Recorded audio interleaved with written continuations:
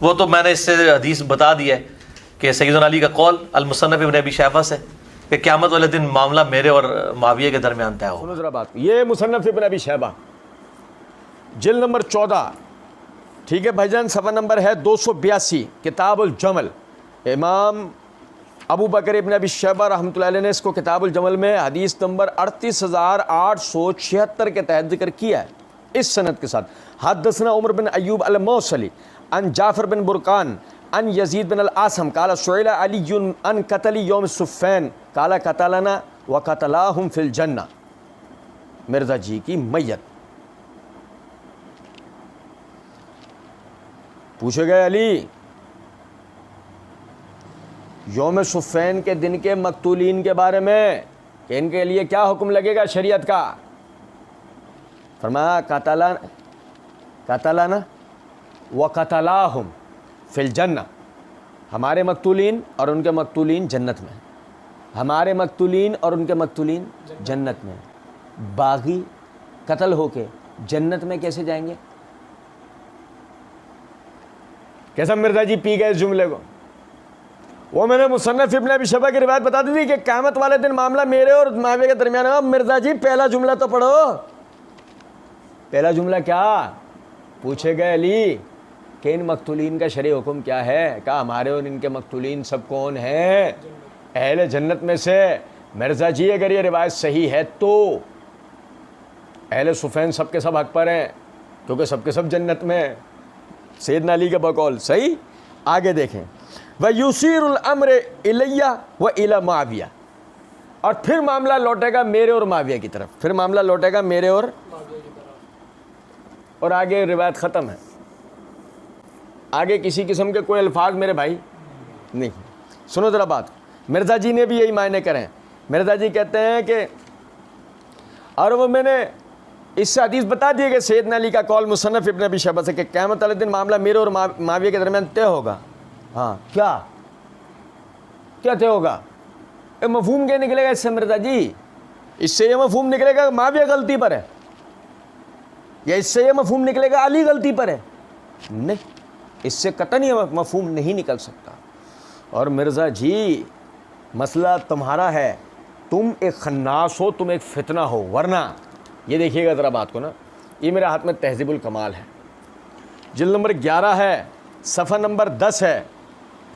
راوی یزید بن عاصم جو کہ سیدنا علی رضی اللہ تعالیٰ عنہ کے حوالے سے یہ جملہ بیان کرتا ہے، اس کے بارے میں امام حافظ ابو الحجاج جمال الدین یوسف بن عبد الرحمہ وہ فرماتے ہیں کہ یہ روایت کرتے ہیں علی بن ابی طالب سے من طریق ضعیف سند سے، ان کی سیدنا علی سے روایت سند ضعیف ہے، ان کی سیدنا علی سے روایت سند ضعیف ہے۔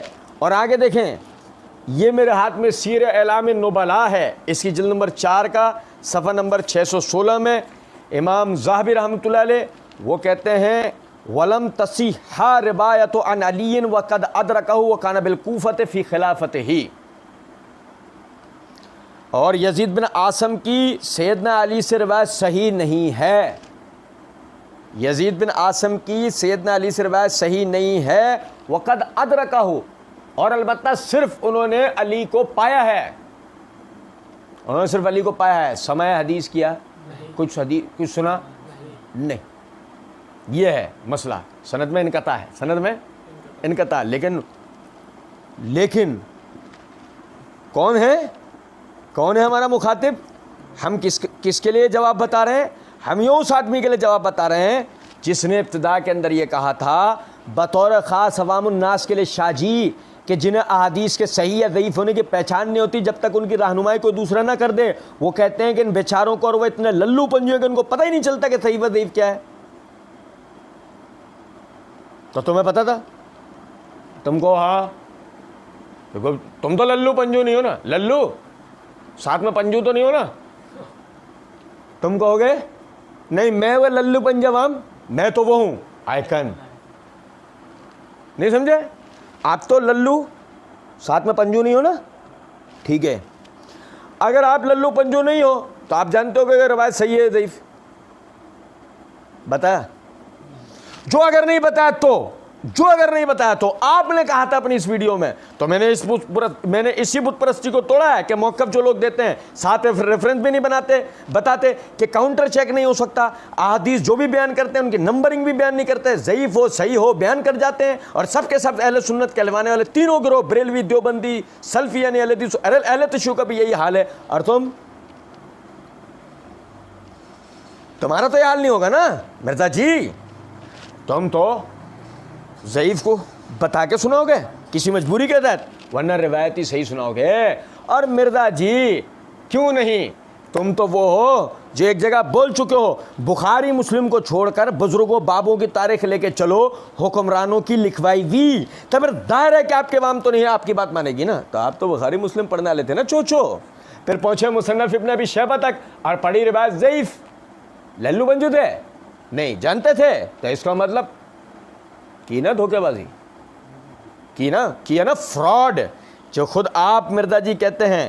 مرزا جی نے کہا ایک جگہ پہ دیکھو فراڈ کرتے ہیں، لوگوں کو صحیح بات بتائیں، مطلب جھوٹی وکالت تو نہ کریں نا، سچی وکالت کریں، تو مرزا جی کی نا جھوٹی وکالت، جب آپ اگر آپ جانتے تھے کہ روایت ضعیف ہے تو آپ نے فراڈ کیا ضعیف روایت سنا کے، اور اگر آپ نہیں جانتے تھے